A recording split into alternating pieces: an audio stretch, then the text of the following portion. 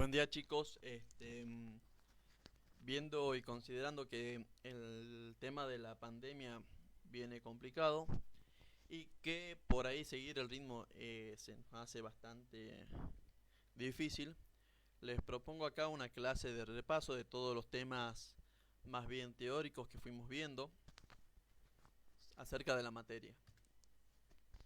La idea es hacer un repaso breve, algo de ir tocando un poquito de cada tema. No significa que únicamente tengan que saber lo que le estoy poniendo aquí, pero para ir refrescando algunos conceptos. Iniciamos con la historia de la relación entre la fauna y el hombre, es decir, cómo el hombre a través de la historia se fue relacionando con el recurso fauna. Acá voy a iniciar directamente con la cultura cazador-recolectora. Recordemos que eran su sistema de subsistencia, la fauna era de libre acceso y el uso de este recurso se hacía con base en las necesidades. Mientras se iban agotando los recursos en un sector, en un sitio, estos grupos humanos migraban en busca de mejores condiciones. Para tener en cuenta algunas características, recordemos que eran grupos reducidos, entre 25 y 30 miembros, que había una suerte de regulación poblacional, para lo cual practicaban en algunos casos el infanticidio, es decir, el asesinato de niños y bebés, y en otros casos se practicaba el geronticidio, asesinando o dejando de lado a los miembros de los grupos etarios más avanzados. Esto es en algunos casos, en otros casos este último grupo era considerado un grupo con mucha sabiduría, por lo cual era respetado. Había una división del trabajo. El hombre era el encargado de la cacería, mientras que las mujeres se encargaban de la recolección. Incluso cuando se recolectaba la leña, las mujeres iban cargadas de toda la leña, mientras que el hombre únicamente acompañaba. ¿Por qué no cargaba? Bueno, se cree que era porque el hombre tenía que tener soltura, tenía que tener las manos desocupadas para poder hacer frente a cualquier peligro que surgiera en el camino. Recordemos siempre que a lo largo de la historia hubo un incremento de los tamaños poblacionales humanos y una mejora progresiva de las tecnologías que utilizaban. Con el paso del tiempo, el ser humano logró domesticar a los animales, a algunos animales, y el primer animal en ser domesticado, como tienen acá la imagen, fue el perro. Esta domesticación le permitió tener una nueva forma o nuevas formas de relacionarse con la fauna. Comienzan a surgir culturas pastoras, pastores nómades y transhumancia. Deben saber bien la diferencia entre ambos conceptos. Acá es importante saber que la fauna sigue siendo de libre acceso y que seguían siendo eh, generalmente nómades. Luego, con el tiempo, se domestican las plantas, ¿sí? Es decir, se domestican los animales, el perro primero, después el ganado menor, por ejemplo el caprino, y después el ganado mayor, por ejemplo el ovino. Luego la domesticación de las plantas, para lo cual era una forma en la que se demandaba demasiado tiempo, por eso disminuye la dependencia de la fauna, de la caza, aunque la fauna siga siendo de libre acceso. Eh, y esta demanda de tiempo y esfuerzo los convierte paulatinamente en sedentarios, ¿sí? Aunque seguía siendo frecuente el uso de la fauna en busca de proteínas mediante la cacería. Surge el término territorio y con él el derecho a la propiedad. La fauna ya no era un recurso de libre acceso, estaba más vinculada al poder, es decir, el señor feudal era aquel que tenía el derecho y privilegio de poder acceder a la fauna en su territorio. Con la colonización vemos un término que es el cazador pionero.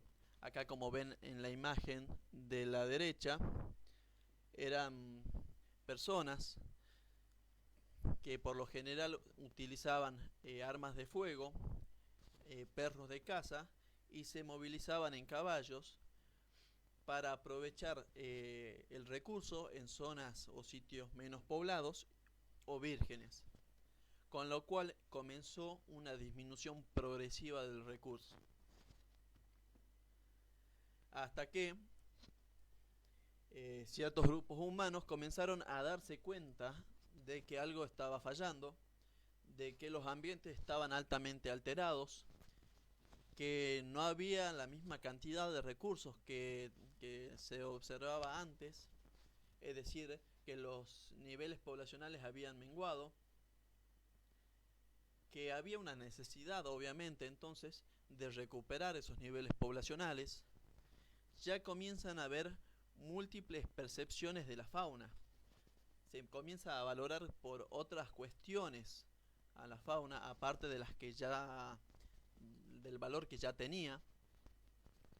Surgen algunas medidas proteccionistas, por ejemplo las vedas, y con esto tengamos en cuenta que podríamos llegar a interpretar que hasta este punto, hacia atrás en el tiempo, había una suerte de un manejo por aprovechamiento insostenido. Ahora comienza a haber otro aspecto del manejo de la fauna, de los objetivos, que es la conservación. Pero tengamos en claro que en este punto se creía que el desarrollo y la naturaleza eran mutuamente excluyentes. Es decir, no podíamos pensar que podemos desarrollarnos o desarrollar tecnologías o desarrollarnos como sociedad y conservar la fauna o cualquier otro recurso a la vez. Por suerte, con el manejo de fauna como disciplina, comienzan a darse lugar a la búsqueda de soluciones con un enfoque ecológico y pragmático. La fauna como un recurso recreacional dentro de la sociedad industrial todavía existía.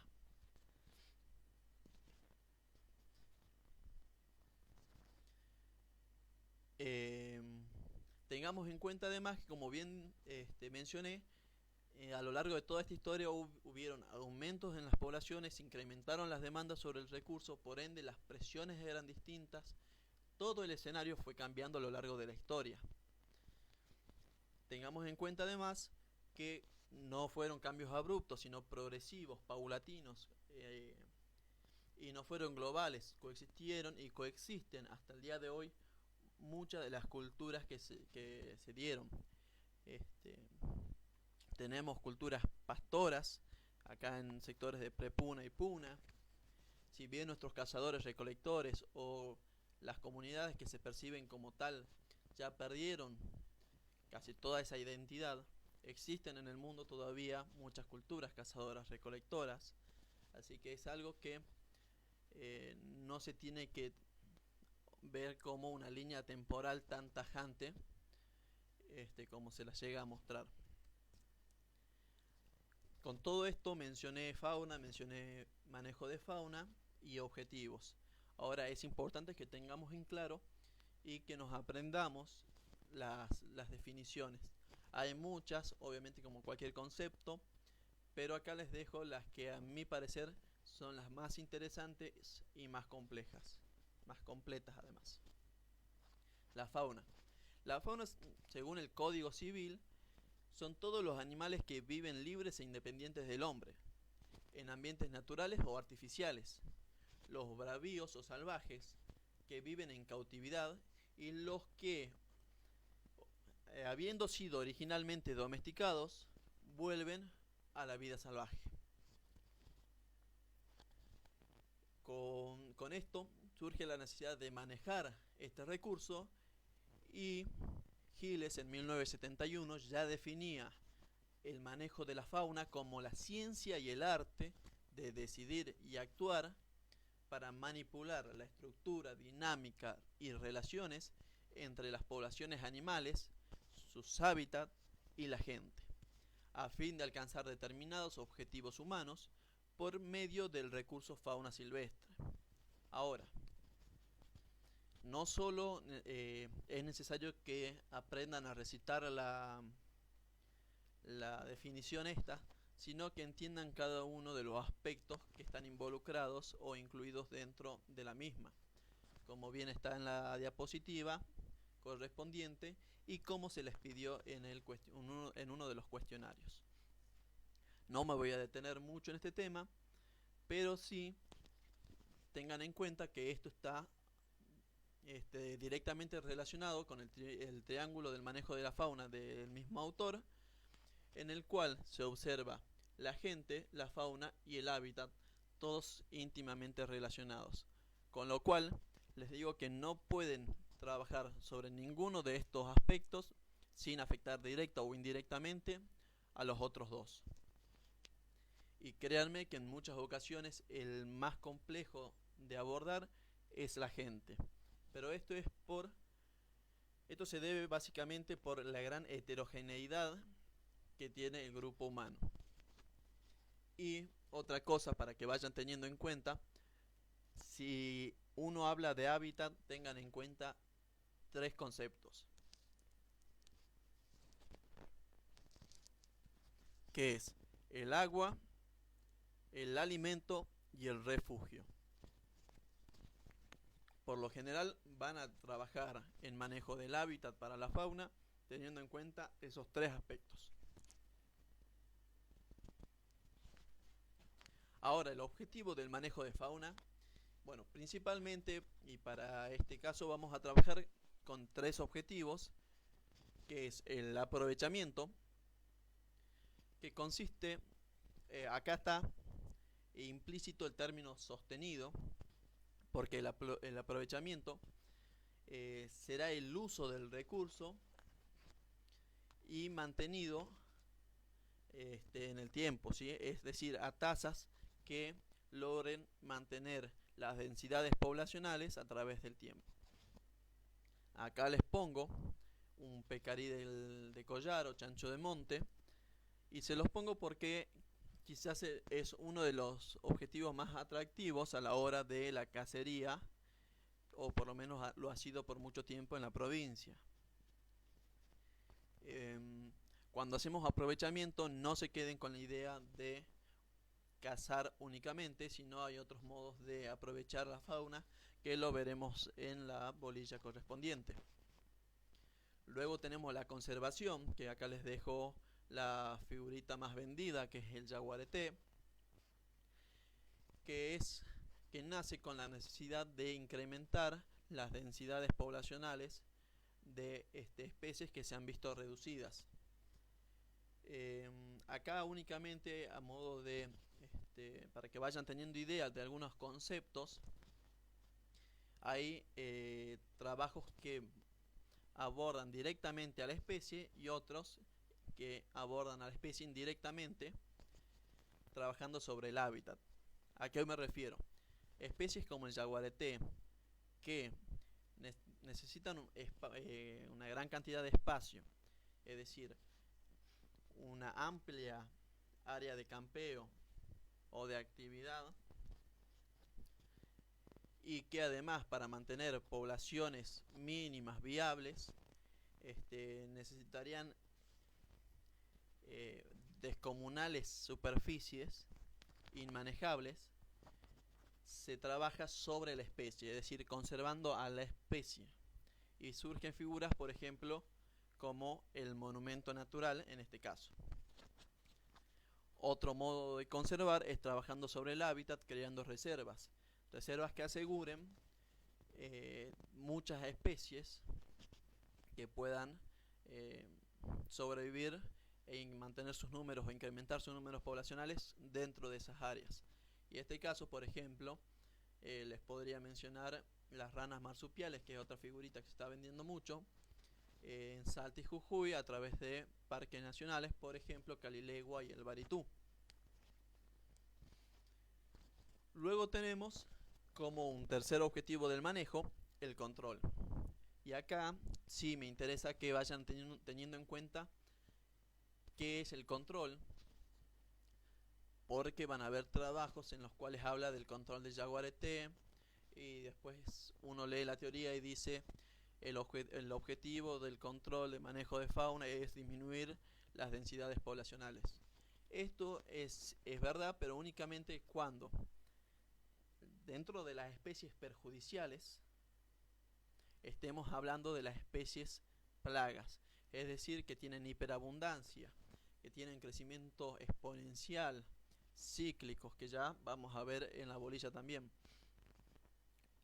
Porque también puedo aplicar técnicas de control para especies que están sujetas a la conservación, por ejemplo, del jaguarete, pero obviamente en este caso no disminuyendo la densidad poblacional.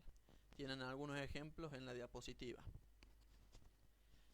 Estos objetivos tampoco son mutuamente excluyentes. Vamos a ver casos en los cuales, como les muestro acá en las figuras de la esquina inferior derecha, en los que estaremos trabajando con aprovechamiento y control, con conservación y control, o con conservación y aprovechamiento. Incluso hay proyectos que pretenden trabajar con los tres aspectos o tres objetivos al mismo tiempo. Ahora, pueden buscar ejemplos y les recomiendo que vean los proyectos presentados, que yo les mando una carpeta por vínculo de Drive, y si no se las vuelvo a enviar. Que ahí tienen el proyecto de ley y otros proyectos, por ejemplo con zorros, en los cuales pueden observar estos tipos de manejo. Hacia modo de ejemplo y rápidamente, una forma de controlar y aprovechar al mismo tiempo es hacer cotos de caza, por ejemplo de especies plagas de palomas, en los cuales existe un aprovechamiento del tipo de cacería más bien recreacional y a su vez se controla las poblaciones de estas plagas, que generalmente se dan por el incremento de la oferta de alimento en cultivos. Voy un poquito rápido porque ya me grabé antes, estoy practicando con esto y la verdad que lo había hecho bastante tedioso. Otro tema que vimos fue el de la biogeografía, y sé que es bastante largo, lo tienen que saber, está en la diapositiva, pero acá vamos a tocar de oído un poco de algunas cuestiones generales. El concepto. La biogeografía es la disciplina que estudia la distribución de los seres vivos, tanto en el tiempo como en el espacio, considerando también los procesos que dieron lugar a dicha distribución. Básicamente esta definición ya tiene incluida las dos vertientes, que es la biogeografía histórica y ecológica. Ahora, tienen otras definiciones, otros conceptos, este es el que me gusta a mí, pero tienen que ver todos. Dentro de los objetivos van a ver cómo se trabaja tanto con el espacio y el tiempo. El primero es analizar la distribución de los seres vivos en un momento dado. Quizás esto lo vimos durante la carrera un poquito más aplicado a las especies vegetales. Estudiar las variaciones de las áreas con el tiempo. Conocer las causas que determinan la distribución y sus variaciones temporales. Y realizar una tipología, es decir, una clasificación de las áreas en distintos tipos.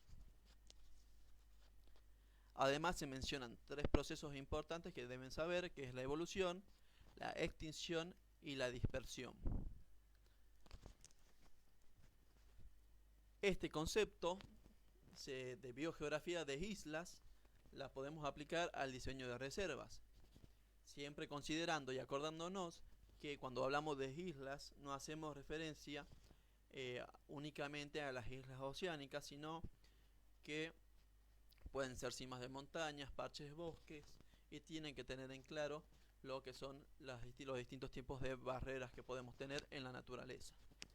Con esto pueden buscar imágenes en Google Earth y fijarse en qué lugares y de qué forma se darían estos tipos de islas, como a modo de práctica.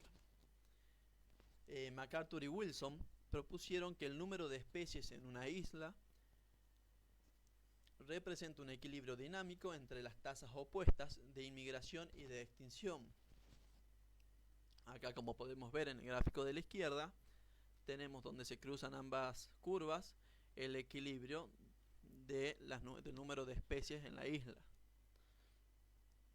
Hay dos factores principalmente que van a hacer que variar, ¿sí?, el número de especies en el estado de equilibrio, que son el tamaño y la distancia. Esto se observa en el gráfico de la derecha, graficando a la izquierda la tasa de inmigración y a la derecha la tasa de extinción, ¿sí? Y en el eje de las X tenemos el número de especies. Acá observamos cómo varían las distintas riquezas en el equilibrio, que van a ser S1, S2, S3 y S4, y se grafican las islas lejanas, las cercanas, las pequeñas y las grandes.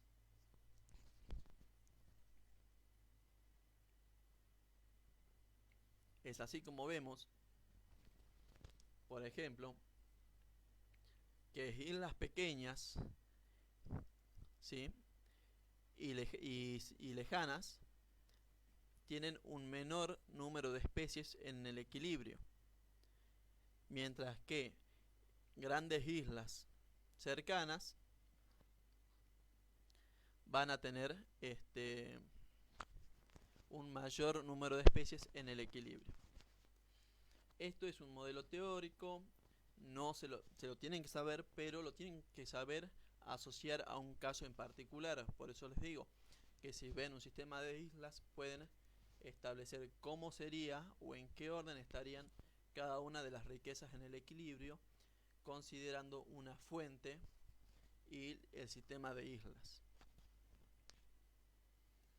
Después de esto vimos lo que era el debate de Sloss, es decir, que convenía una isla, una reserva grande o muchas pequeñas, si tienen que estar conectadas o no.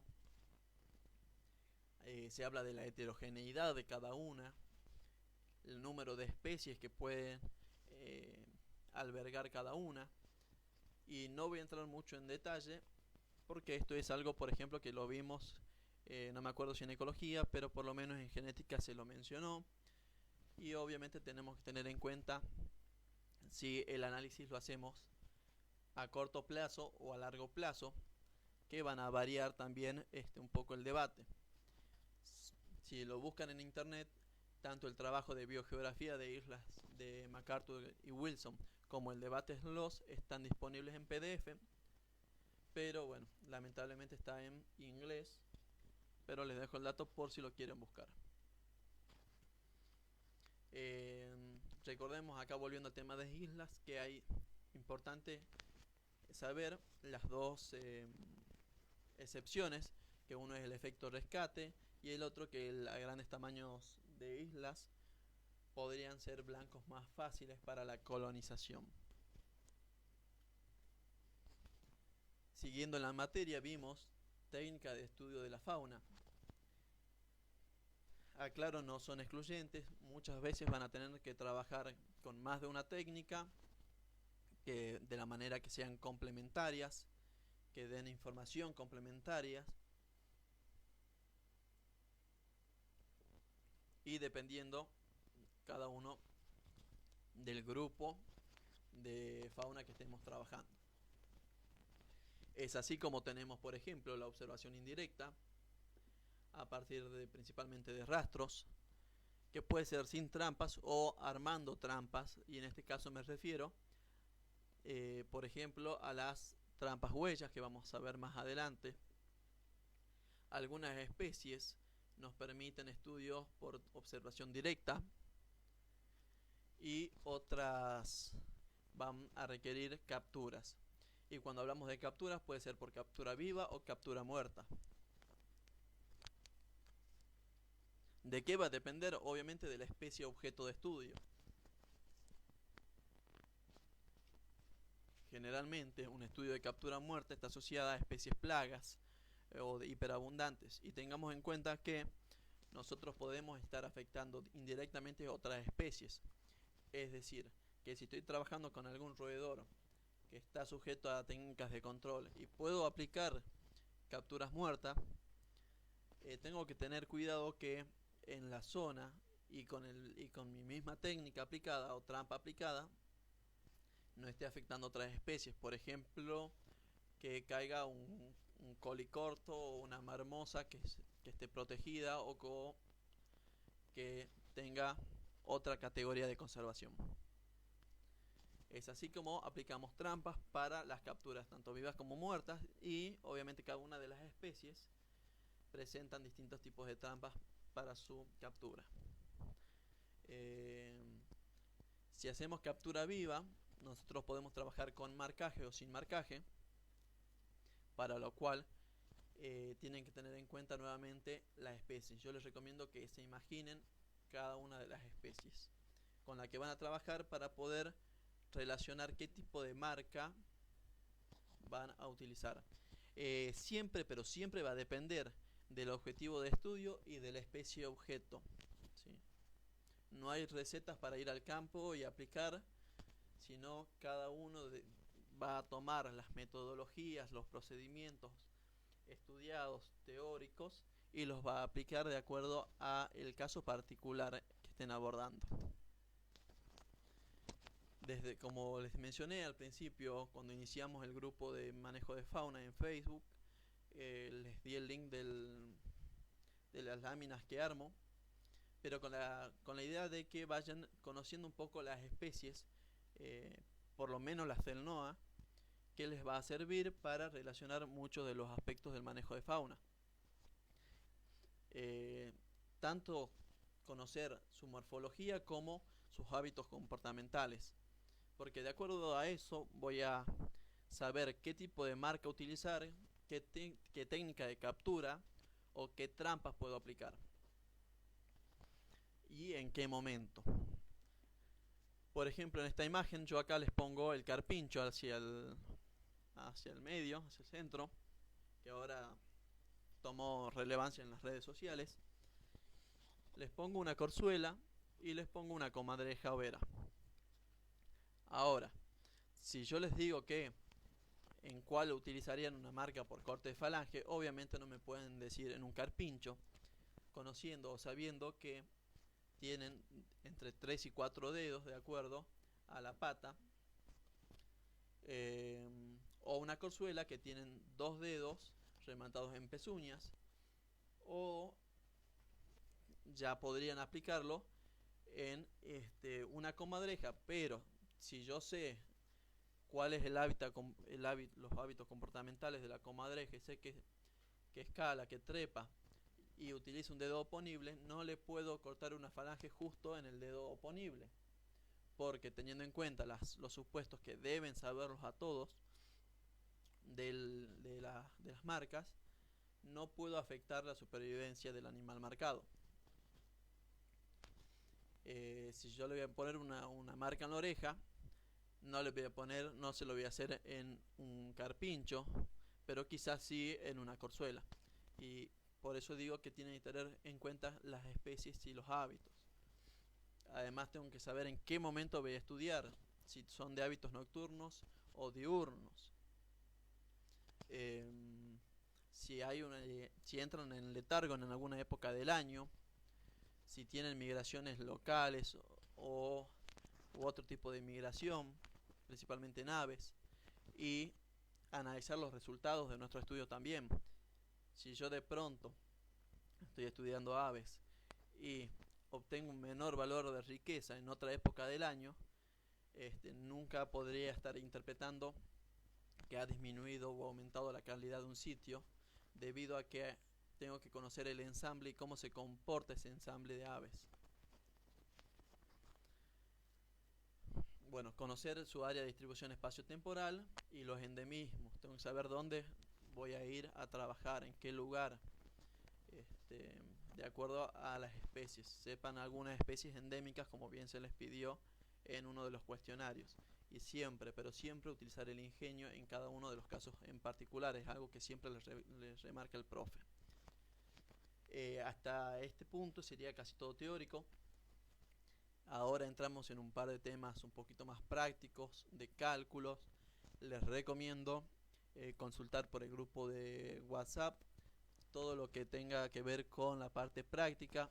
Así entre todos vamos despejando dudas. No tengan miedo en usar esa herramienta. Y bueno, les dejo disponible este material. Y si tienen alguna intriga, alguna duda, me pueden llamar, mandar mensajitos por WhatsApp, por Facebook, no hay ningún drama. Eso sería todo. Espero que les sirva este material. Bueno, muchas gracias.